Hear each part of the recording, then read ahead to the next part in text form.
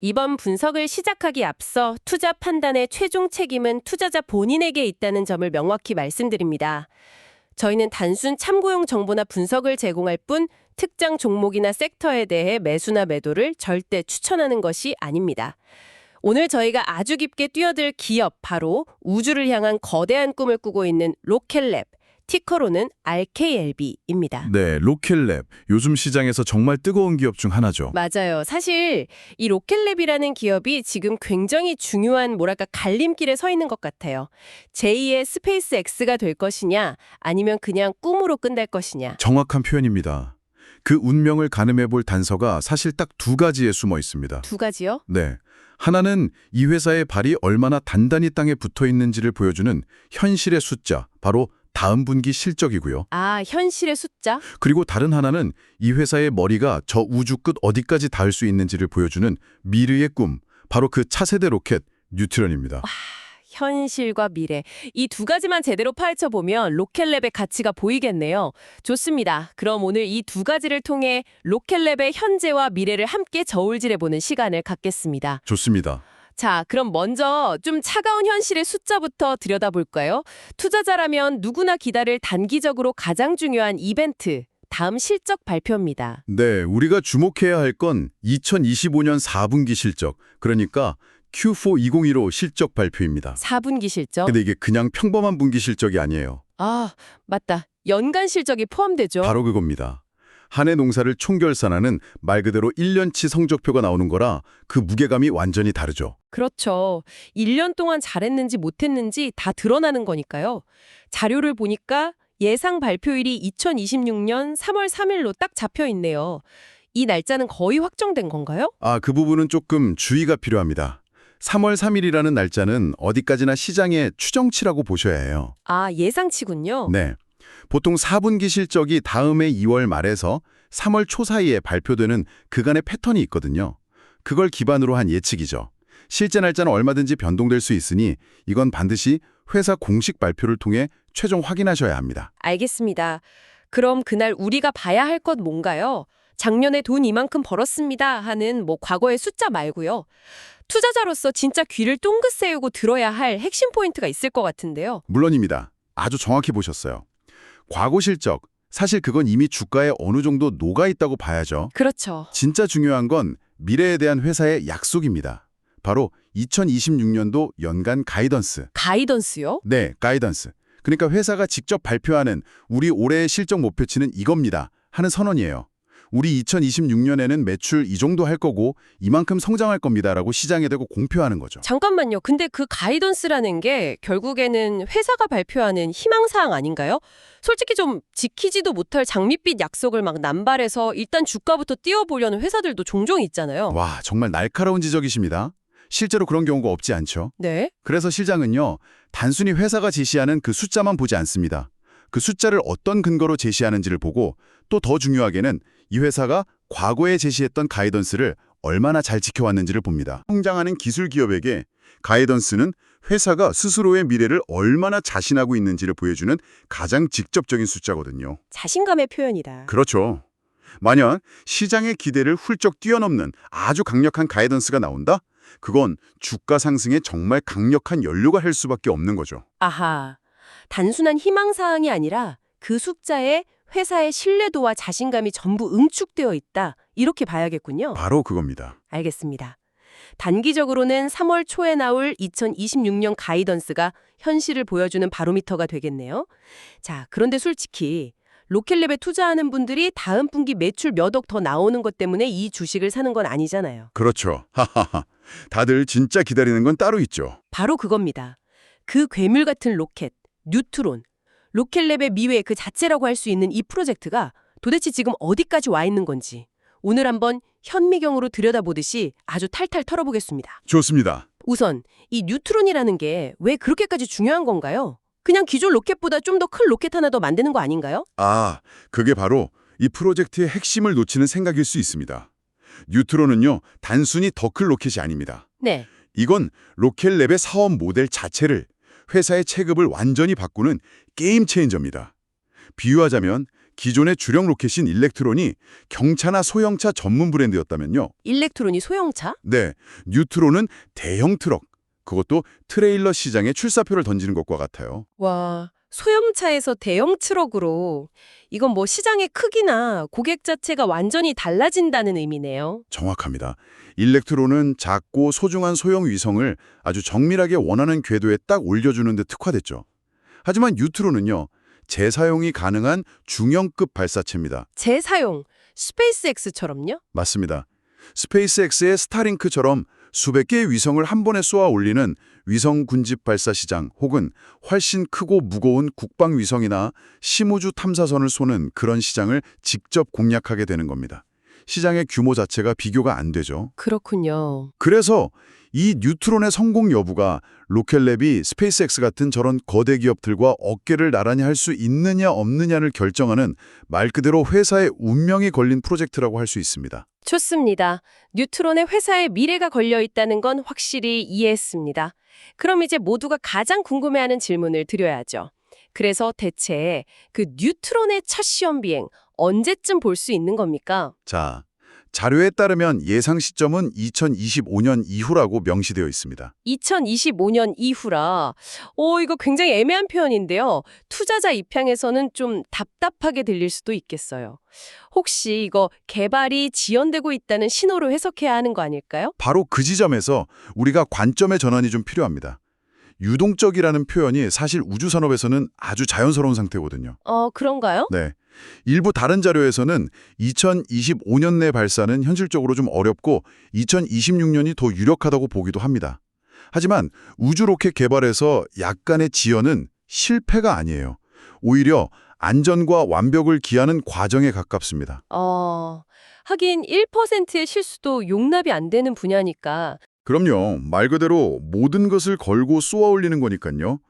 수천억짜리 로켓과 위성이 공중에서 터지는 것보다는 지상에서 몇 달 더 꼼꼼하게 테스트하는 게 100번, 1000번 낫지 않겠습니까? 와, 그 말씀은 맞네요. 그래서 투자자 입장에서는 2026년으로 미뤄졌네?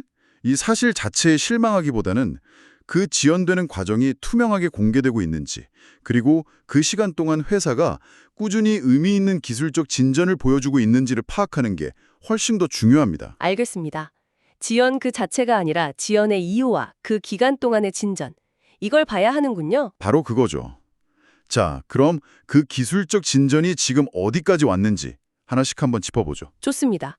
2025년 이후라는 큰 그림을 이해했으니 이제 구체적인 개발 단계를 하나하나 짚어보겠습니다. 첫 번째 단계, 로켓의 심장이라고 불리는 아르키메데스 엔진 제작입니다. 현황이 어떤가요? 네, 자료에 따르면요.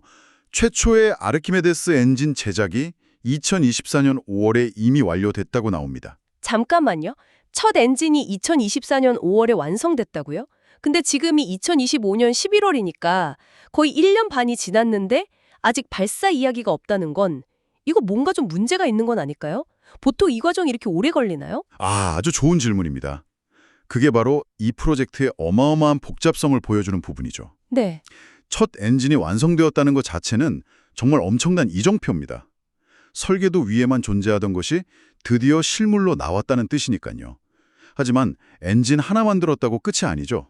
이제부터가 진짜 시작입니다. 진짜 시작이요? 네, 바로 두 번째 단계, 엔진 연소 시험, 즉 테스트 파이어로 넘어가게 되거든요. 엔진을 실제로 켜보는 단계군요. 이건 지금 어떻게 되어가고 있습니까? 현재 상태는 자료상으로 최초의 아르키메데스 엔진 연소 시험이 진행 중이거나 혹은 완료된 것으로 보입니다. 진행 중 또는 완료. 이것도 좀 애매한데요. 그렇죠. 이 애매한 표현은 회사가 내부적으로는 시험을 하고 있지만 아직 그 성공 여부와 구체적인 데이터를 외부에 공식적으로 발표하지는 않았다는 뜻입니다. 아하. 지금 시장이 숨죽이고 엔진 시험 성공이라는 뉴스가 뜨기만을 기다리고 있는 바로 그런 단계라고 보시면 됩니다. 정말 투자자들 애를 태우는 단계네요. 알겠습니다. 그럼 엔진이 준비되는 동안 다른 쪽도 준비가 되어야겠죠? 세 번째, 발사대 완공입니다. LC3, 런치 컴플렉스 3, 발사대 완공이 현재 진행 중이라고 하네요. 네, 로켓만큼이나 중요한 게 바로 이 지상 인프라입니다. 발사대라는 게 그냥 로켓 세워두는 콘크리트 덩어리가 아니거든요. 그렇죠. 수백 톤의 극저온 연료를 초고속으로 주입하는 시스템, 로켓과 데이터를 주고받는 통신타워, 모든 과정을 통제하는 벙커까지 이게 다 집약된 거대한 복합시설입니다. 그래서 이 발사대 공사 진척도가 실제 발사 일정을 반영하는 또 하나의 중요한 척도가 되는 셈이죠. 그렇군요. 로켓이 다 만들어져도 발사대가 없으면 그냥 고철 덩어리니까요. 자, 그럼 이제 네 번째, 드디어 로켓의 몸통, 1단 및 2단 동체 구축 및 시험 단계입니다.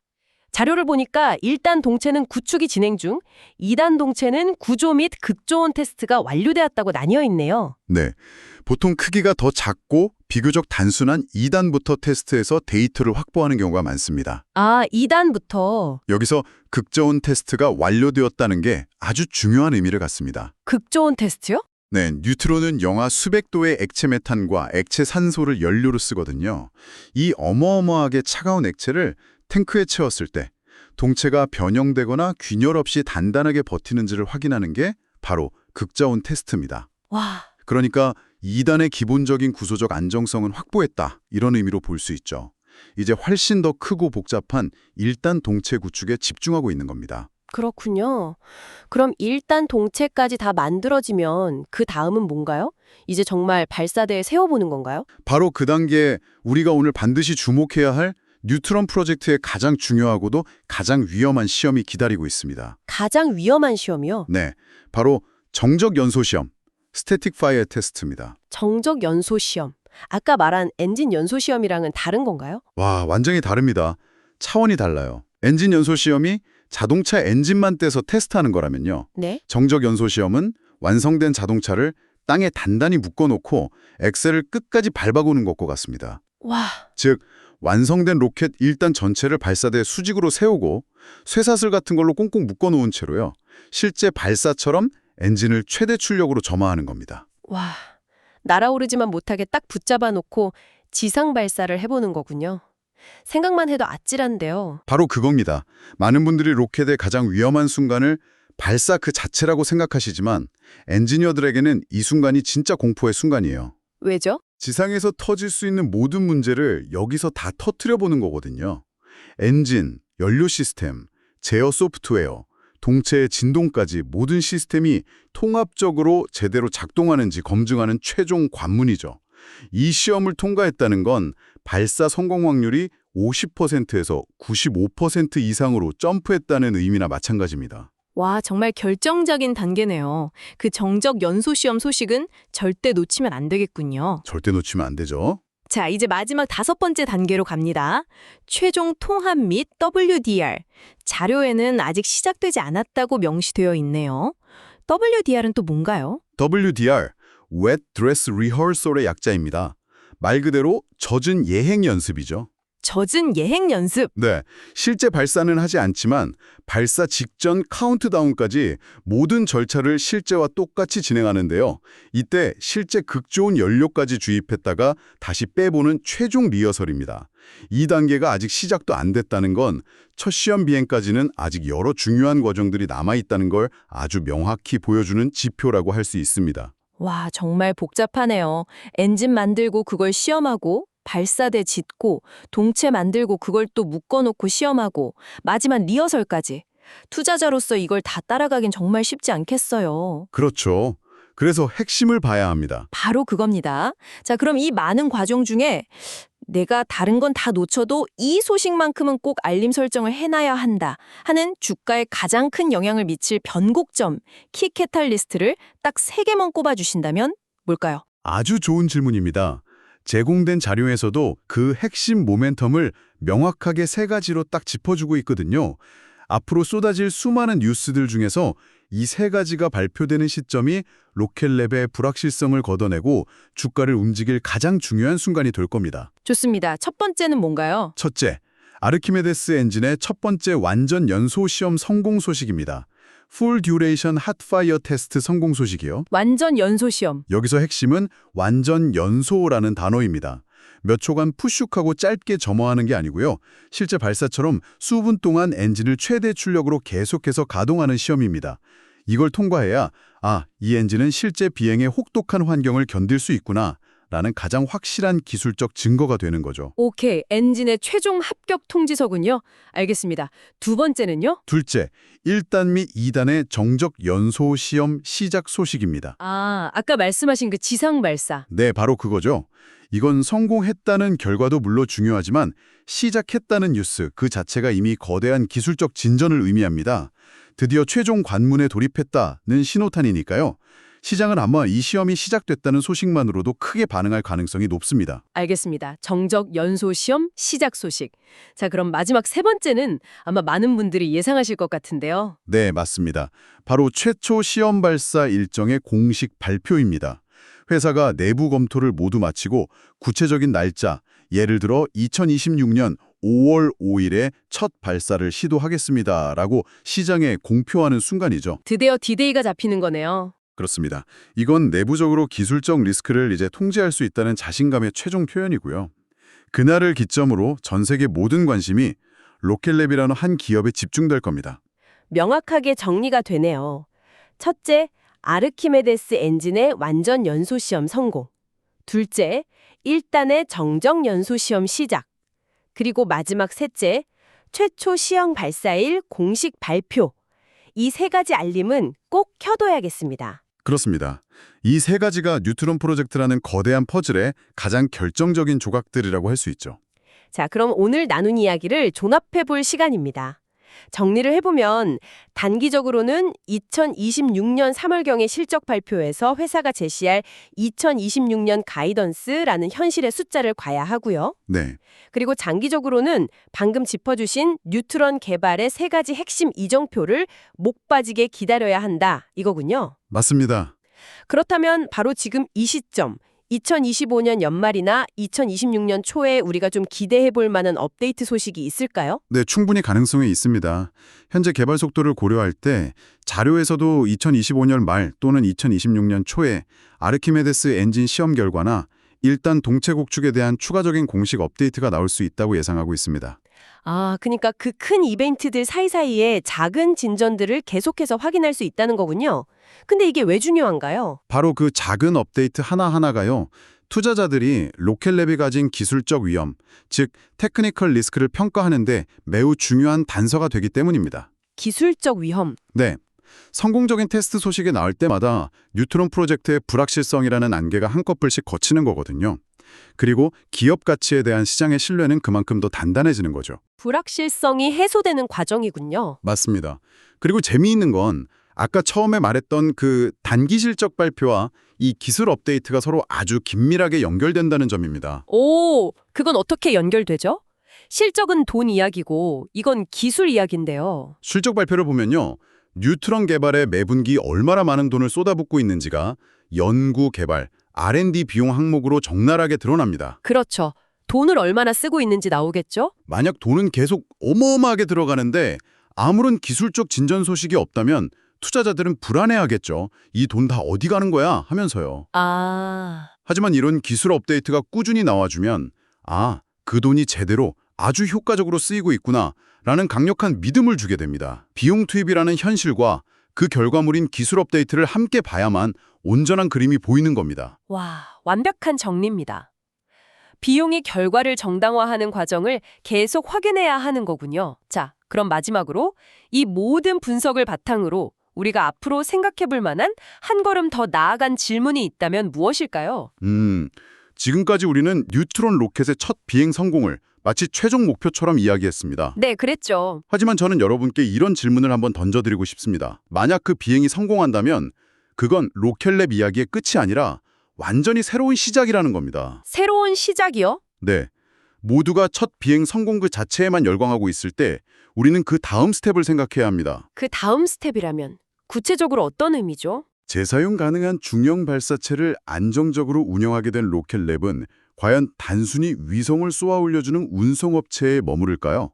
아니면 그 저렴하고 안정적인 발사 능력을 기반으로 완전히 새로운 사업, 우리가 상상하지 못했던 비즈니스를 만들어낼까요? 발사 비용의 혁신이 우주 산업 생태계 전체를 어떻게 바꿀 수 있을지, 그리고 스페이스X라는 거인 외에 또 다른 강력한 플레이어가 등장했을 때 어떤 시너지가 날 수 있을지 그 큰 그림을 상상해 보는 것, 그것이 이 기업을 장기적으로 바라보는 가장 흥미로운 관전 포인트가 될 거라고 생각합니다. 와, 로켓의 성공이 끝이 아니라 그 로켓으로 무엇을 할 것인가를 봐야 한다는 말씀이시네요. 정말 인상 깊습니다. 오늘 로켓랩의 단기적인 재무 건전성부터 장기 성장 동력인 뉴트론의 개발 현황까지 정말 깊이 있게 파헤쳐봤습니다. 네, 앞으로 쏟아질 수많은 뉴스들 속에서 어떤 정보를 옥석처럼 가려내야 할지 아주 명확한 가이드라인이 생긴 것 같습니다. 오늘 나눈 이야기가 여러분의 투자 여정에 좋은 참고 자료가 되기를 진심으로 바랍니다. 다시 한번 말씀드리지만 투자 판단의 최종 책임은 투자자 본인에게 있다는 점을 명확히 말씀드립니다.